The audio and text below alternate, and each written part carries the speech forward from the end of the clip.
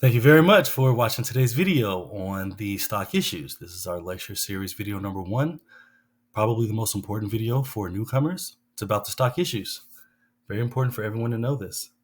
Good luck. When it comes to debating, everyone has obligations and burdens. The affirmative team must uphold the stock issues. Those are their burdens. The negative team, the opposition team, they must disagree with the stock issues, and they must prove that the affirmative team does not uphold the stock issues. Under our policy paradigm, which is the criteria, that's how judges weigh the round to see who's winning, stock issues is the way they determine. You know how in football, whoever has the most points, right? If you're in a concert and you're in a band, whoever the judges feel is, most familiar to the sheets about the music, or whoever is playing the melody that's the most familiar, who has the least mistakes, is going to win. Well, in forensic speech and debate, our policy debate paradigm begins with stock issues, and you must uphold the stock issues at all times, or you lose as the affirmative. As the negative, you must disagree with the stock issues to win. Our first and most important stock issue is that of topicality. Now, topicality is a simple definition, but is a very complex position and argument to run and to answer. The negative team is the only team that offers topicality. And they offer topicality if the affirmative team writes an affirmative plan that is outside the bounds of the resolution. So, for example, our resolution is focused on fiscal redistribution, a basic income, it's focused on Social Security, and a federal jobs guarantee. If your affirmative plan focuses on food stamps, that may or may not be topical. If your affirmative plan focuses on the Central African Republic of the Congo, it's more than likely not topical. Good debate and necessary to know, but not topical. Untopical is one of the terms that we use as the negative team. Now, the affirmative team must prove they're topical just by the affirmative plan. They don't have to come out and say, hey, I'm topical. It's up to the negative team to determine if they're untopical or not. And the affirmative team, under an a priori paradigm, which means that we look to topicality first, just demonstrates topicality through the plan. It's up to the negative team to disagree. The affirmative team can lose on topicality, but the negative team can't. So if you're not topical, you lose. If you are topical, then you move on to demonstrating the next stock issue.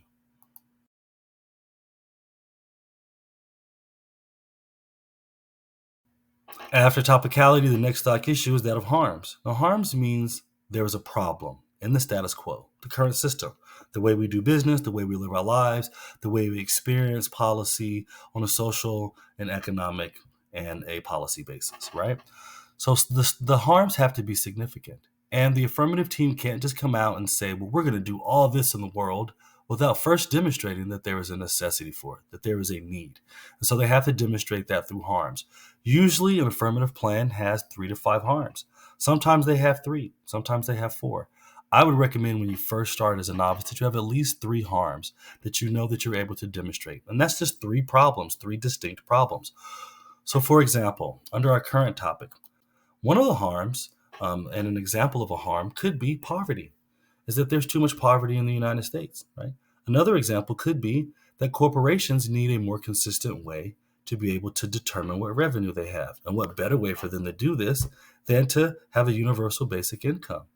I mean, there's much debate on both sides about whether that's positive or negative or advantageous or disadvantageous. The point is that the affirmative team has to prove that there is a problem in the current system. They don't have to solve it yet. They just have to prove it. The negative team's burden is to prove that there is no problem, that we don't need the affirmative plan, or that we're already solving the plan in the current system, or that there's no way on earth that the plan that's offered by the affirmative is actually going to solve the problem offered up by the affirmative team. And the harms must be significant, right? So if we're talking about a universal basic income, and we're giving this universal basic income to, I don't know, let's say people in the city of St. Louis. Well, that's important. But for the U.S. federal government to enact a plan, it must affect a significant amount of people. And that means more than likely a majority of Americans, not just people in one city or folks suffering from one problem. I'm judging a lot of debate out here. And one thing I'm seeing, no matter what level, is that a lot of folks forget about inherency. Inherency is a stock issue. It's important. It's important for the affirmative to prove that they have a barrier, that we actually need to pass a plan beyond the harms, and that we need the government to be the actor.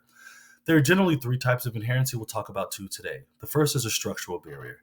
Generally, there's a law in place. So for example, if we want to provide a universal basic income, there is a lack of a law that allows us to do this. So there's a law in place or there's a gap there, which means we don't have a law. Those are usually structural. And that means that there is a law in place that we need to pass our affirmative plan to overcome in order to see the advantages of the plan to solve for the harms. Well, in the case of a universal basic income, there is no law there. So we just pass the affirmative plan to fill that gap. For example, if there's another affirmative plan and the resolution has to deal with gun control, well, not only is the Second Amendment a structural barrier to overcome for the affirmative team to pass the plan, if they're trying to ban guns, for example, but also you have to overcome the attitude of people who believe in the Second Amendment, folks who want to tell you that they have a right under God's law, right, to have these arms. And that's an attitude. And those are often good things for the negative team to run, because you can overcome structural barriers in the law by passing a plan that removes the law, right? But you can't overcome an attitude. That's difficult to do unless you can enforce that, right? We'll get to enforcement under the plan, which is coming up next. Now, there is a lot of debate whether the plan is a stock issue. For your novice debaters out there, it is going to be a stock issue for now, all right? And under the plan, you are required to take a policy action. So an example of a plan could be that the United States federal government will pass a universal basic income law for all U.S. citizens. That means every U.S. citizen gets a universal basic income. In the plan, you should probably specify the amount of that, but you don't have to be that specific all the time. But your opponent is going to call you out for it. You also have to tell us how you fund, staff, and enforce the plan. Now, typically, the way we do this in policy debate is through what we call fiat, F-I-A-T, which means just through the normal means. Let it be. Because we want to spend time talking about the harms. We want to talk about if you're topical or not. That's a really good intellectual debate. We want to talk about the advantages and disadvantages of plan, not will Congress pass the plan. We could spend an entire weekend, an entire debate round for sure, debating on whether the United States Congress will pass this. The point of being the affirmative team is that you embody the U.S. federal government, and we're going to grant you that fiat to pass the plan. And then we're going to talk about the merits or disadvantages of the plan, instead of spending days and weeks on end and really not being able to prove whether our U.S. Congress will pass it.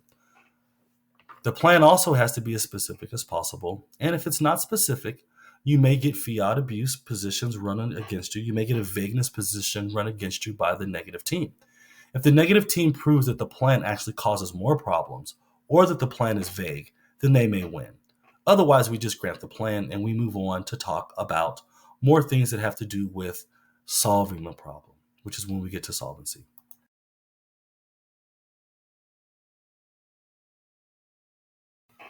Now, solvency is my favorite issue as a debater on the negative because all you have to do is prove that the affirmative team can't solve the problem in order to win. The affirmative team must prove that they can solve every single harm that they cited at the top of the case under harms in order to win the round.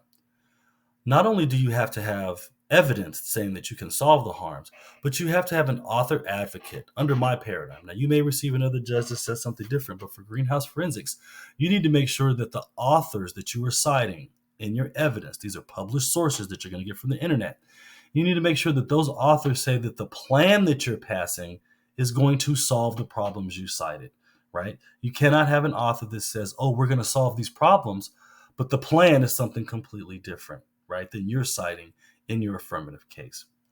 And solvency is simple. If you cite 3 harms, then you need three solvency planks to prove that you're going to solve for poverty, that you're going to solve for inequity, that you're going to solve better for high prices, for prescription drugs for seniors. Whatever you're solving for, whatever harms you're proposing exist, you need to be able to solve for every one of those, or you lose. Now, a lot of folks say that solvency is an advantage. It's true, but you don't have to prove that there are extra advantages aside from solvency. Solvency is an advantage, but there are also different advantages from solvency. So, for example, if you have an affirmative case that talks about giving a universal basic income, and you're going to decrease poverty by 10% in the United States, which would be amazing, right? Not only in the numbers, but in practice. If you were able to reduce that level of poverty, well, then you would also say that in turn is going to increase quality of life, which would reduce stress, which would require employers to maybe focus more on paying employees more, because the employees not only are there more, but they're more motivated, and employers have more money. Because if you give out a universal basic income, well, then that means that people are going to spend that money, and they're going to spend it with corporations. So corporations should reinvest that money, not in themselves and in the stock, but in people. That could be an advantage. Now, the negative team may say they're not going to reinvest that money in the people. They're only going to use that money for more stock options to pay the CEO.